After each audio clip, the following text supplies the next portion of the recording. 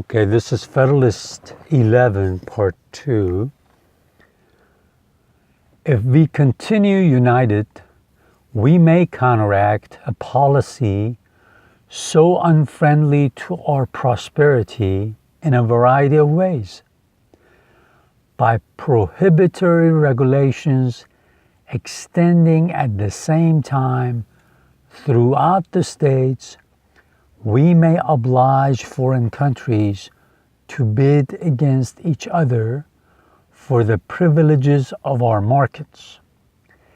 This assertion will not appear chimerical to those who are able to appreciate the importance to any manufacturing nation of the markets of 3 million people increasing in rapid progression, for the most part exclusively addicted to agriculture and likely from local circumstances to remain in this disposition, and the immense difference there would be to trade and navigation if such a nation, between a direct communication in its own ships and indirect conveyance of its products and returns to and from America in the ships of another country.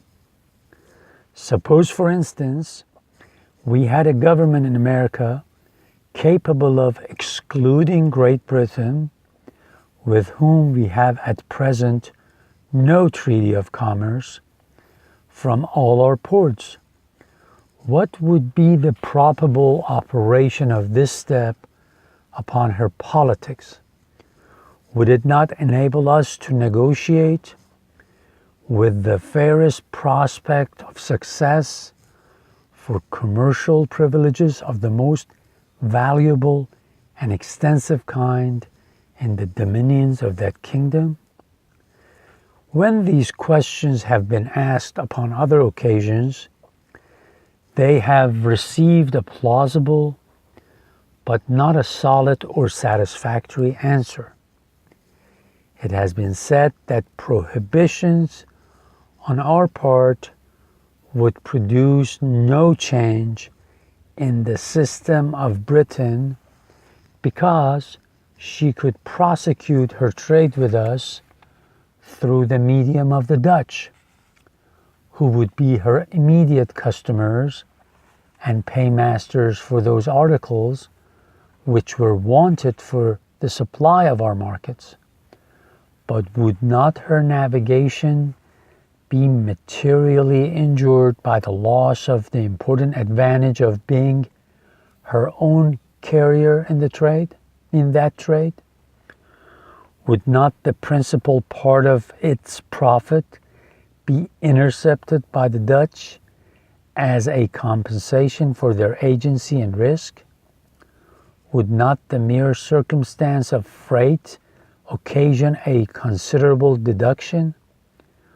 Would not so circuitous an intercourse facilitate the competitions of other nations by enhancing the price of British commodities in our markets, and by transferring to other hands the management of this interesting branch of British commerce? So he says, if we stay united, other countries will have to deal with us fairly, because if they don't, imagine what will happen to Great Britain. If we stay united and we tell her to give us fair dealings when you deal with us, if you don't allow us into your ports, into your colonies to trade, because that's what the British were doing back then. They were not allowing Americans to trade with them or with their colonies directly. They would say it has to be done with the British ships. So Americans were saying, no, if we stay united, we will tell Britain and other countries, if you want to trade with us, you have to let us trade with you. If you don't, then it's to your disadvantage. And he brings an example that says, okay, maybe the British will hire the Dutch commercial navy to do this for them. But he says, in the long run, that would be crazy because they will realize that they will lose a lot of money and the Dutch will get all the money. So they will be forced to deal with us fairly, and that's why I'm recommending that we stay united. Okay, I showed this video resource to you in the last video. It's done by the teaching company. They are online now. They used to be only on CDs and DVDs, but now they're online.